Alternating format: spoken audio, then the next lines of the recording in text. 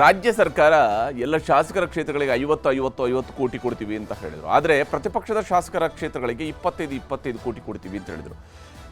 ಒಂದು, ಈ ಕರ್ನಾಟಕದಲ್ಲಿ ಇರುವ 224 ಕ್ಷೇತ್ರಗಳನ್ನು 50 ಕೋಟಿಯ ಕ್ಷೇತ್ರಗಳು 25 ಕೋಟಿಯ ಕ್ಷೇತ್ರಗಳು ಅಂತೇಳಿ ಹಂಚಿಕೆ ಮಾಡುವಂಥದ್ದು ಎಷ್ಟು ಸರಿ, ರಾಜ್ಯ ಸರ್ಕಾರದ ನಿರ್ಧಾರ ಅನ್ನುವಂಥ ಪ್ರಶ್ನೆ ಬಹಳ ಮುಖ್ಯವಾಗಿರುತ್ತೆ. ಯಾಕಂದರೆ ಆ 25 ಕೋಟಿ ರೂಪಾಯಿ ಏನು ಇವರು ಅನುದಾನ ಬಿಡುಗಡೆ ಮಾಡ್ತಿದ್ದಾರಲ್ಲ, ಆ ಕ್ಷೇತ್ರಗಳಲ್ಲಿ ಹಂಗಾದರೆ ಸರ್ಕಾರ ನಡೆಸ್ತಾ ಇರುವಂಥವ್ರು ತಮ್ಮ ಅಭ್ಯರ್ಥಿಗಳನ್ನು ನಿಲ್ಲಿಸಲೇ ಇಲ್ವಾ? ಆ ಕ್ಷೇತ್ರದ ಮತದಾರರು ಇವರಿಗೆ ವೋಟ್ ಹಾಕಲೇ ಇಲ್ವಾ? ಒಂದು ಕ್ಷೇತ್ರದಲ್ಲಿ 16 ಓಟ್ಗೆ 25 ಓಟ್ಗೆ ಸೋತಿರತಕ್ಕಂತಹ ಕ್ಷೇತ್ರಗಳಿದ್ದಾವೆ. ಕಾಂಗ್ರೆಸ್ನವರು ಸೋತಿರತಕ್ಕಂತಹ ಕ್ಷೇತ್ರಗಳು ಕೇವಲ 25, 50 ಓಟು, 100 ಓಟ್ಗೆ, 1000 ಓಟಿಗೆ 2000 ಓಟ್ನ ಅಂತರದಲ್ಲಿ ಸೋತಿರತಕ್ಕಂಥ ಕ್ಷೇತ್ರಗಳಿದ್ದಾವೆ ಈ ರಾಜ್ಯದಲ್ಲಿ. ಹಾಗಾದರೆ ಆ ಕೇವಲ 1000ಕ್ಕಿಂತ ಕಡಿಮೆ ಓಟ್ ಹಾಕದಂತಹ ಆ ಮತದಾರರು ಈ ರಾಜ್ಯದವರಲ್ವಾ? ಅಥವಾ ನಿಮ್ಮ ವಿರುದ್ಧ ಮತ ಹಾಕದಂಥವ್ರು ಈ ರಾಜ್ಯದವರಲ್ವಾ? ಈಗ ಯಾವ ಕಾಂಗ್ರೆಸ್ ಶಾಸಕರಿರ್ತಕ್ಕಂತಹ ಕ್ಷೇತ್ರಗಳಲ್ಲಿ ಪೂರ್ಣವಾದಂತಹ ಏನು ಹೆಚ್ಚಿನ ಅನುದಾನವನ್ನು ಕೊಡೋದಕ್ಕೆ ನಿಮಗೆ ಸಾಧ್ಯ ಆಗುತ್ತೆ ಅಂತ ಹೇಳಿದ್ರೆ, 50 ಕೋಟಿ ಕೊಡೋಕ್ಕಾಗುತ್ತೆ ಅಂದರೆ ಅಲ್ಲಿರುವ ಎಲ್ಲ ವೋಟರ್ಸ್ ನಿಮಗೆ ವೋಟ್ ಹಾಕಿದ್ರೆ ನಿಮ್ಮ ಎದುರಾಳಿಗಳಿಗೆ ವೋಟ್ ಹಾಕಿಲ್ವಾ? ರೀತಿಯಂಥ ಸಹಜ ಪ್ರಶ್ನೆ ಇದೆ. ಇದೇ ಕಾರಣಕ್ಕಾಗಿಯೇ ಈಗ ಹೈಕೋರ್ಟ್ನ ಮೆಟ್ಟಿಲೇರಿದ್ದಾರೆ JDSನ ಶಾಸಕ. ಈ ತಾರತಮ್ಯವನ್ನು ಕೇಂದ್ರ ಸರ್ಕಾರ ನಮಗೆ ಹಣ ಕೊಡ್ತಾ ಇಲ್ಲ, ತಾರತಮ್ಯ ಮಾಡ್ತಾ ಇದೆ ಅಂತೇಳಿ ನಮ್ಮ ರಾಜ್ಯ ಸರ್ಕಾರ ಸುಪ್ರೀಂ ಕೋರ್ಟ್ ಮೆಟ್ಟಿಲೇ ಇರುತ್ತೆ. ನಮ್ಮ ಶಾಸಕರು ನಮ್ಮ ಕ್ಷೇತ್ರಗಳಿಗೆ ಅನುದಾನದಲ್ಲಿ ತಾರತಮ್ಯ ಆಗುತ್ತೆ ಅಂತೇಳಿ ಹೈಕೋರ್ಟ್ನ ಮೆಟ್ಟಿಲೇ ಇರ್ತಾರೆ. ಅಂದರೆ ಕಾನೂನಿನ ಕಟಕಟೆಯ ಮೂಲಕವಾಗಿಯೇ ಅನುದಾನವನ್ನು ತೆಗೆದುಕೊಂಡು ಬರಬೇಕಾಗಿರತಕ್ಕಂತಹ ಅನಿವಾರ್ಯತೆ ಯಾವ ಕಾರಣಕ್ಕಾಗಿ ಈ ರಾಜಕಾರಣದಲ್ಲಿ ಸೃಷ್ಟಿ ಆಗ್ತಾ ಇದೆ ಅಂತ ಅನುದಾನ ತಾರತಮ್ಯವನ್ನು ಪ್ರಶ್ನಿಸಿ JDS ಶಾಸಕ ರಿಟ್ ಅರ್ಜಿಯನ್ನು ಹಾಕಿದ್ದಾರೆ. ಸರ್ಕಾರಕ್ಕೆ ಶ್ರೀನಿವಾಸಪುರದ ಶಾಸಕ ವೆಂಕಟೇಶ್ವರ ಅವರು ಶಾಕ್ ಕೊಟ್ಟಿದ್ದಾರೆ. ಈ ಮೂಲಕ ಸರ್ಕಾರದ ನಡೆಯನ್ನು ಅವರು ಪ್ರಶ್ನಿಸಿದ್ದಾರೆ. ರಾಜ್ಯ ಸರ್ಕಾರದ ಮಂತ್ರಿಮಂಡಳ, ಮುಖ್ಯಮಂತ್ರಿ ಆದಿಯಾಗಿ ಪ್ರತಿಯೊಬ್ಬರೂ ಕೂಡ ತಮ್ಮ ಪ್ರಮಾಣ ವಚನ ಸ್ವೀಕಾರದಲ್ಲಿ ಹೇಳುವಂಥದ್ದು, ನಾವು ಯಾವುದೇ ರಾಗ ದ್ವೇಷ ಇಲ್ಲದೆ ಕರ್ತವ್ಯ ನಿರ್ವಹಿಸುತ್ತೇವೆಂದು ಅನ್ನುವಂಥದ್ದನ್ನು ಅವರು ಹೇಳ್ತಾರೆ.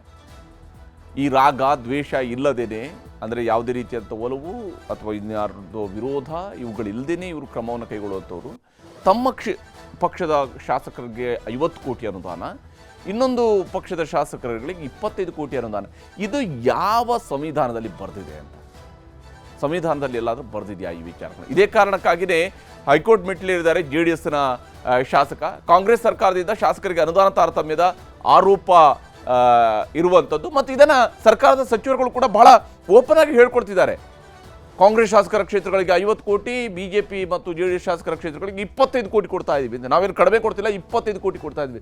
50 ಕೋಟಿ ಮತ್ತು 25 ಕೋಟಿ ಇದು ಹೇಗೆ ಸಾಧ್ಯ ಆಗುತ್ತೆ ಅಂತ ಹೇಳಿ ಆಡಳಿತಾರೂಢ ಕಾಂಗ್ರೆಸ್ ಶಾಸಕರುಗಳಿಂದಲೂ ಕೂಡ ಆಗಾಗ್ಗೆ ಅಸಮಾಧಾನ ವ್ಯಕ್ತವಾಗ್ತಾ ಇದೆ. ಆದರೆ ತಮ್ಮ ಕ್ಷೇತ್ರಗಳಲ್ಲಿ ಅನುದಾನ ಸಿಗ್ತಿಲ್ಲ. BJP JDS ಶಾಸಕರುಗಳಿಂದ ಪದೇ ಪದೇ ತಾರತಮ್ಯದ ಕೂಗು ಕೂಡ ಈಗಾಗಲೇ ಕೇಳಿ ಬರ್ತಾ ಇದೆ. ಇದು ಈಗ ಕಾಂಗ್ರೆಸ್ ಇದೆ ಅಂತ ಹೇಳಿ ಮಾತ್ರ ಅಲ್ಲ, BJPಯವರು ಆಡಳಿತದಲ್ಲಿದ್ದಾಗಲೂ ಇದೇ ಆಗಿರುವಂಥದ್ದು, JDSನವರು ಆಡಳಿತದಲ್ಲಿರುವಾಗಲೂ ಇದೇ ಆಗ್ತಾ ಇರುವಂಥದ್ದು.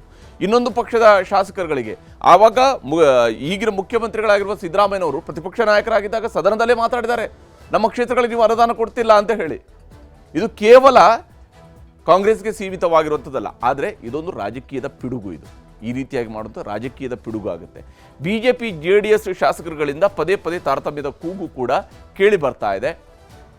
ಮತ್ತು ಸರ್ಕಾರದ ತಾರತಮ್ಯ ನೀತಿಯನ್ನು ಪ್ರಶ್ನಿಸಿ ಹೈಕೋರ್ಟ್ಗೆ JDS ಶಾಸಕ ರಿಟ್ ಅರ್ಜಿಯನ್ನು ಹಾಕಿದ್ದಾರೆ.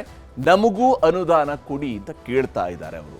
ಸರ್ಕಾರದ ವಿರುದ್ಧ ಕಾನೂನು ಸಮರಕ್ಕಿಳಿದಿದ್ದಾರೆ ಶ್ರೀನಿವಾಸಪುರದ ಶಾಸಕ ವೆಂಕಟಶಿವ ರೆಡ್ಡಿ ಅವರು ಈ ರೀತಿಯಾಗಿ ಕಾನೂನಿನ ಮೊರೆ ಹೋಗಿದ್ದಾರೆ.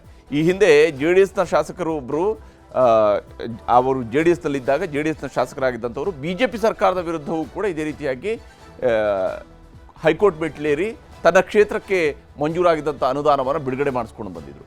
ಈಗ ವೆಂಕಟಶಿವ ರೆಡ್ಡಿಯವರ ಸರದಿ ಕಾಂಗ್ರೆಸ್ ಆಡಳಿತದಲ್ಲಿರುವಂಥದ್ದು, ಕಾಂಗ್ರೆಸ್ ಸರ್ಕಾರ. ಇಷ್ಟಕ್ಕೂ ಈ ವಿಚಾರದಲ್ಲಿ ವೆಂಕಟೇಶ್ವರ ರೆಡ್ಡಿ ಅವರು ಸಲ್ಲಿಕೆ ಮಾಡಿರ್ತಕ್ಕಂಥ ಅರ್ಜಿಯಲ್ಲಿ ಏನೇನಿದೆ ಅನ್ನೋಂಥ ನೋಡ್ತಾ ಹೋದರೆ, ಸರ್ಕಾರ ಬಂದು 2.5 ವರ್ಷಗಳೇ ಆದರೂ ಕೂಡ ಯಾವುದೇ ಅನುದಾನಗಳು ನಮಗೆ ಸಿಗ್ತಾ ಇಲ್ಲ ಅನ್ನುವಂಥದ್ದನ್ನು ಅವರು ಹೇಳ್ತಾ ಇದ್ದಾರೆ. ಕಾಂಗ್ರೆಸ್ ಶಾಸಕರಿಗೆ ಮಾತ್ರ 50 ಕೋಟಿ ರೂಪಾಯಿಗಳನ್ನು ವಿಶೇಷ ಅನುದಾನವನ್ನು ಬಿಡುಗಡೆ ಮಾಡಲಾಗಿದೆ. ಆದರೆ ನಮ್ಮ ಕ್ಷೇತ್ರಗಳಿಗೆ JDS ಶಾಸಕರಿಗೆ 25 ಕೋಟಿ ಘೋಷಣೆ ಮಾಡಿದ್ದಾರೆ ಅಷ್ಟೇ, ಆದರೆ ಅದನ್ನು ಕೂಡ ರಿಲೀಸ್ ಮಾಡಿಲ್ಲ ಅಂತೇಳಿ. ಇದು ಸರ್ಕಾರದ ಪರಿಸ್ಥಿತಿ ಅನ್ನೋದು. ಕಾಮಗಾರಿಗಳ ಲಿಸ್ಟ್ ಕೂಡ ಕೊಟ್ಟರು, ಅನುದಾನವನ್ನು ಬಿಡುಗಡೆ ಮಾಡಿಲ್ಲ. ಅಂದರೆ ಈ ರೀತಿಯಾಗಿ 25 ಕೋಟಿ ಅಥವಾ 50 ಕೋಟಿ ಕೊಡಬೇಕು ಅಂದರೆ ತಮ್ಮ ಕ್ಷೇತ್ರಗಳ ಕ್ರಿಯಾ ಯೋಜನೆಯನ್ನು ಕೊಡಬೇಕಾಗುತ್ತೆ. ಆ ಕ್ರಿಯಾ ಯೋಜನೆ ಕೊಟ್ಟರೂ ಕೂಡ ನಮಗೆ ಹಣ ಬಿಡುಗಡೆ ಆಗ್ತಾ ಇಲ್ಲ. ಸಂವಿಧಾನದ ಆರ್ಟಿಕಲ್ 14ರ ಸಮಾನತೆಯ ನೀತಿಯನ್ನು ಉಲ್ಲಂಘನೆ ಮಾಡಿದ್ದಾರೆ ಇವರು ಅನ್ನುವಂಥದ್ದನ್ನು ಆರೋಪ ಮಾಡಿದ್ದಾರೆ. ವಿಧಾನಸಭೆಯಲ್ಲಿ ಪ್ರಸ್ತಾಪ ಮಾಡಿದರೂ ಹಣ ಬಿಡುಗಡೆ ಮಾಡ್ತಾ ಇಲ್ಲ.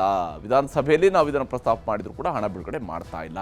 ಕ್ಷೇತ್ರದ ಅಭಿವೃದ್ಧಿ ಕುಂಠಿತ ಆಗ್ತಾ ಇದೆ, ಜನರು ಶಾಪ ಹಾಕ್ತಾ ಇದ್ದಾರೆ ಅಂತ ಹೇಳಿ JDSನ ಶಾಸಕರು ಆರೋಪ ಮಾಡಿದ್ದಾರೆ. 43 ವರ್ಷಗಳ ಇತಿಹಾಸದಲ್ಲಿ ಇಂತಹ ಸಂದರ್ಭ ಕಂಡಿಲ್ಲ ಅಂಥೇಳಿ ಅವರು ತಮ್ಮ ಅಳಲನ್ನು ತೋಡ್ಕೊಂಡಿದ್ದಾರೆ ಹೈಕೋರ್ಟ್ ಮುಂದೆ. ಯಾಕಂದರೆ ಅವರು 43 ವರ್ಷಗಳಿಂದ ಶಾಸಕರಾಗಿ ರಾಜಕೀಯದಲ್ಲಿ ಇರತಕ್ಕಂಥ ವ್ಯಕ್ತಿ. 2 ವರ್ಷಗಳ ಹಿಂದೆ 25 ಕೋಟಿ ರೂಪಾಯಿ ಅಂತ ಬರೆದರು, ಆದರೆ ಇದುವರೆಗೆ ಹಣ ಬರಲಿಲ್ಲ. 2 ವರ್ಷಗಳ ಹಿಂದೆಯೇ 25 ಕೋಟಿ ಕೊಡ್ತೀವಿ ಅಂತ ಹೇಳಿದರು, ಆದರೆ ಆ ಹಣ ಕೂಡ ಬಂದಿಲ್ಲ ಅಂತೇಳಿ ಬರ್ತಾರೆ. 10 ಕೋಟಿ ರೂಪಾಯಿ ಅನುಮೋದನೆ ಆಯಿತು, ಕಾಮಗಾರಿ ಲಿಸ್ಟ್ ಕೊಟ್ವಿ, ಆದರೆ ನಯಾ ಪೈಸೆ ಕೂಡ ರಿಲೀಸ್ ಆಗಿಲ್ಲ. ಕಾಮಗಾರಿಯ ಲಿಸ್ಟ್ ಕೊಟ್ಟರು ಕೂಡ ನಯಾ ಪೈಸೆ ಕೊಟ್ಟಿಲ್ಲ. ಮುನ್ಸಿಪಾಲ್ಟಿಯ 15 ಕೋಟಿ ಅನುದಾನ ಕೂಡ ಇದುವರೆಗೆ ಬಂದೇ ಇಲ್ಲ. ಶ್ರೀನಿವಾಸಪುರದ ಮುನ್ಸಿಪಾಲ್ಟಿ ಅನುದಾನ ಕೂಡ ಬರಲಿಲ್ಲ. 50 ಲಕ್ಷಕ್ಕಿಂತಲೂ ಸಣ್ಣ ಹಣ ಬರ್ತಾ ಇದೆ, ದೊಡ್ಡ ಅನುದಾನ ಶೂನ್ಯ ಆಗಿದೆ ಅಂತೇಳಿ. ನೋಡಿ, ಇದು ನಿಜಕ್ಕೂ ಕೂಡ ಅವ್ರು ಹೇಳ್ತಾ ಇರುವಂಥ, ಅವ್ರು ಮಾಡಿರುವಂಥ ಆರೋಪಗಳೆಲ್ಲವೂ ನಿಜ ಅಂತೇಳಿ ಆದರೆ ನಿಜಕ್ಕೂ ಕೂಡ ಇದು ಅತ್ಯಂತ ಭೀಕರ ಪರಿಸ್ಥಿತಿ. ಒಂದೊಂದು ತಾಲೂಕಿನ ಜನ ಏನು ಮಾಡಬೇಕು, ಒಂದೊಂದು ಕ್ಷೇತ್ರದ ಜನ ಏನು ಮಾಡಬೇಕು, ಹೇಗೆ ಅಲ್ಲಿ ಅಭಿವೃದ್ಧಿ ಆಗೋದಕ್ಕೆ ಸಾಧ್ಯ ಅನ್ನೋಂಥ ಪ್ರಶ್ನೆ ಸಹಜವಾಗಿಯೇ ಇರುವಂಥದ್ದು. ಅಲ್ಪಸಂಖ್ಯಾತ ಕಲ್ಯಾಣ ದುಡ್ಡು ಬಿಟ್ಟರೆ ಇನ್ಯಾವುದು ಬರ್ತಿಲ್ಲ ಅಂತ ಹೇಳಿ. ಅಂದರೆ ಅವರ ಕ್ಷೇತ್ರದಲ್ಲಿ ಅಲ್ಪಸಂಖ್ಯಾತರ ಕಲ್ಯಾಣದ ಇಲಾಖೆಯಿಂದ ಬರುವಂತಹ ದುಡ್ಡು ಬಿಟ್ಟರೆ ಇನ್ಯಾವುದು ಬರ್ತಾ ಇಲ್ಲ. ಕೆಲಸಕ್ಕೆ ಗುತ್ತಿಗೆದಾರರು ಬರೋದೇ ಇಲ್ಲ, ಸರ್ಕಾರದ ಮೇಲೆ ನಂಬಿಕೆ ಇಲ್ಲದಾಗಿದೆ ಅಂತ ಹೇಳಿ ವೆಂಕಟೇಶ್ವರ ರೆಡ್ಡಿ ಅವರು ತಮ್ಮ ಅಳಲನ್ನು ತೋಡ್ಕೊಂಡಿದ್ದಾರೆ. 80 ಕೋಟಿ ರೂಪಾಯಿ ಅನುದಾನ ಬಂದರೆ ಮಾತ್ರ ವಾಪಸ್ ಆಗುತ್ತೆ, ಇಲ್ಲವಾದಲ್ಲಿ ಕಾನೂನು ಹೋರಾಟವನ್ನು ಮಾಡ್ತೀನಿ, ನನಗೆ 80 ಕೋಟಿ ರೂಪಾಯಿ ಅನುದಾನ ಬಂದರೆ ಮಾತ್ರ ನಾನು ಹಾಕಿರುವ ಅರ್ಜಿಯನ್ನು ವಾಪಸ್ ತಗೋತೀನಿ ಅಂತ ಹೇಳಿ ವೆಂಕಟೇಶ್ವರ ರೆಡ್ಡಿ ಅವರು ಹೇಳ್ಕೊಂಡಿದ್ದಾರೆ. ವೆಂಕಟೇಶ್ವರ ರೆಡ್ಡಿ ಅವರ ಮಾತನ್ನು ಕೂಡ ನೀವು ತೋರಿಸ್ತೀವಿ. ಇವಾಗ ಮಾಡ್ತಾ ಇರುವ ತಾರತಮ್ಯಗೆ ನಾವು ಹೈಕೋರ್ಟ್ ಮೆಟ್ಲಿರೋದು. ಇದು ಫಸ್ಟ್ ಟೈಮ್ ಅಲ್ಲ ಇದು ಮಾಡ್ತಾ ಇರೋದು ಅವರು. ನಾನು 42 ವರ್ಷದಿಂದ 43 ವರ್ಷದಿಂದ ಅಸೆಂಬ್ಲಿಯಲ್ಲಿದ್ದೇನೆ. ಇಂಥ ಒಂದು ಸಂದರ್ಭ ನಾನು ಎಂದೂ ಕಂಡಿರಲಿಲ್ಲ. ಇವತ್ತು ನಾವು 2.5 ವರ್ಷ ಆಯಿತು ಈ ಅಸೆಂಬ್ಲಿಗೆ ಬಂದು, ಈ ಸರ್ಕಾರ ನಾವು ಇದುವರೆಗೂ ಅನುದಾನವನ್ನು ನೋಡೇ ಇಲ್ಲ. ಕೊಡ್ತೇನೆ ಅಂತ ಹೇಳ್ತಾರೆ. 25 ಫಸ್ಟು 25 ಕೋಟಿ CM ನನಗೂ ಬರೆದ್ರು ರಿಲೀಸ್ ಅಂತ, ಬರಲೇ ಇಲ್ಲ. ಅವ್ರಿಗೆಲ್ಲ ಅವ್ರ ಪಾರ್ಟಿಯವ್ರಿಗೆಲ್ಲ 25 ಕೋಟಿ ರಿಲೀಸ್ ಮಾಡಿದರು ಕಳೆದ 2 ವರ್ಷದಲ್ಲಿ. ಅದು ಹೋಯಿತು. ಮತ್ತು 10 ಕೋಟಿ ಅನುದಾನವನ್ನು ಅಪ್ರೂವ್ ಮಾಡಿದರು, ಅನುಮೋದನೆ ಮಾಡಿದ್ದಾರೆ. ಇದು ಕೂಡ ಕೊಟ್ಟಿದ್ದಾರೆ. ಏನು ಅನುಮೋದನೆ ಕೊಟ್ಟು ಎಲ್ಲ ವರ್ಕ್ಸ್ ಎಲ್ಲ ಲಿಸ್ಟ್ ಕೊಟ್ಟು ನಾವೆಲ್ಲ ಅಪ್ರೂವ್ ಮಾಡಿದ್ದಾರೆ. ಇದು ಒಂದು ನಯಾ ಪೈಸೆನ ಬಿಡುಗಡೆ ಮಾಡಿಲ್ಲ. ಈ ವಿಚಾರಕ್ಕೆ ಬಿಜೆಪಿಯ ಶಾಸಕರು ಕೂಡ ಮಾತನಾಡಿದರೆ ತೋರಿಸ್ತೀನಿ. ಸಿದ್ದರಾಮಯ್ಯ ನೇತೃತ್ವದ ಕಾಂಗ್ರೆಸ್ ಸರ್ಕಾರ ಬಂದಾಗಿನಿಂದ ನಮ್ಮ ಕ್ಷೇತ್ರಗಳ ಅಭಿವೃದ್ಧಿಗೆ ಅನುದಾನವನ್ನು ನೀಡದೇ ಇರತಕ್ಕಂಥದ್ದು. ಆಡಳಿತ ಪಕ್ಷದ ಸದಸ್ಯರುಗಳೇ, ಶಾಸಕರುಗಳೇ ಹಲವಾರು ಬಾರಿ ಇದನ್ನು ಬಹಿರಂಗವಾಗಿ ತಿಳಿಸಿದ್ದಾರೆ. ಈಗ 50 ಕೋಟಿ ಕೊಡ್ತೇವೆ, ವಿರೋಧ ಪಕ್ಷರು 25 ಕೋಟಿ ಕೊಡ್ತೇವೆ, ಎಲ್ಲವೂ ಕೂಡ ಹಾಳೆಯ ಮೇಲೆ ಇದೆ. ಅಭಿವೃದ್ಧಿ ನಮ್ಮ ಕ್ಷೇತ್ರಗಳಲ್ಲಿ ಅಭಿವೃದ್ಧಿ ಕೆಲಸಗಳನ್ನು ಮಾಡೋದಕ್ಕೆ ಸಾಧ್ಯ ಆಗದೇ ಶಾಸಕರು ಹತಾಶರಾಗಿರ್ತಕ್ಕಂಥದ್ದು ಸತ್ಯ. ಇನ್ಮೇಲೆ ಅದು ಕೂಡ ಎಚ್ಚೆತ್ಕೊಂಡು, ಯಾಕಂದರೆ ಸರ್ಕಾರ ಬಂದು 2.5 ವರ್ಷಗಳು ಕಳೆದಿದೆ, ಈಗಲಾದರೂ ಕೂಡ ರಾಜ್ಯದ ಅಭಿವೃದ್ಧಿಯ ದೃಷ್ಟಿಯಿಂದ ಎಲ್ಲ ವಿಧಾನಸಭಾ ಕ್ಷೇತ್ರಗಳು ಕೂಡ ಸರಿಸಮಾನವಾಗಿ ಅನುದಾನ ನೀಡಬೇಕು ಅಂತೇಳಿ ಮತ್ತೊಮ್ಮೆ ತಮ್ಮ ಮೂಲಕ ಆಗ್ರಹವನ್ನು ಮಾಡ್ತಾ ಇದ್ದಾರೆ. ಇವತ್ತು ನಾನೇ ಅದಕ್ಕೆ ಉದಾಹರಣೆ ನಿಮಗೆ.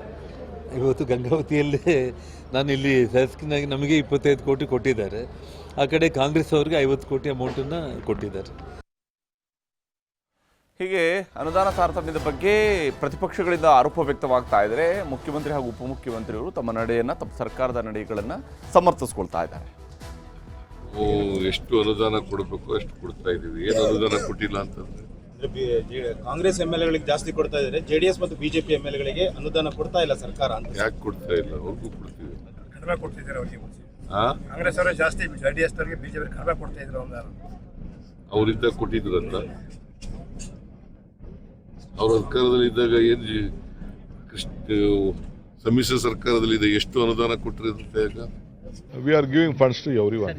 We are giving funds to everyone. ಹೀಗೆ ಇಲ್ಲಿ ಅನುದಾನದ ತಾರತಮ್ಯದ ಬಗ್ಗೆ ಬಹಳ ಆಕ್ರೋಶ ವ್ಯಕ್ತವಾಗ್ತಾ ಇದೆ. ಸರ್ಕಾರ ರಾಜಕೀಯ ಪ್ರಶ್ನೆನ ಕೇಳ್ತಾ ಇದೆ. ಅವರಿದ್ದಾಗ ಎಷ್ಟು ಕೊಟ್ಟಿದ್ದಾರೆ ಅಂತೇಳಿ, ಅವರಿದ್ದಾಗ ಕೊಟ್ಟಿಲ್ಲ, ಆದರೆ ಹಾಗೆಂದರೆ ನೀವು ಕೂಡ ಅದನ್ನೇ ಅನುಸರಿಸೋದಿದ್ರೆ ಹೇಗೆ ಅಂತ ಹೇಳುವಂಥ ಪ್ರಶ್ನೆಯೂ ಕೂಡ ಇರುವಂಥದ್ದು. ಇಲ್ಲಿ ಒಟ್ಟಾರೆಯಾಗಿ ಅನುದಾನ ಸಮರ ಅನ್ನುವಂಥದ್ದು ಆಡಳಿತ ಪಕ್ಷದವರಿಗೆ ಒಂದು ನ್ಯಾಯ, ವಿಪಕ್ಷಗಳಿಗೆ ಒಂದು ನ್ಯಾಯ ಅನ್ನುವಂತಹ ಪರಿಸ್ಥಿತಿ ಅಂತೂ ಆಡಳಿತ ವ್ಯವಸ್ಥೆಯಲ್ಲಿರುವಂಥದ್ದು ಸ್ಪಷ್ಟವಾಗಿದೆ.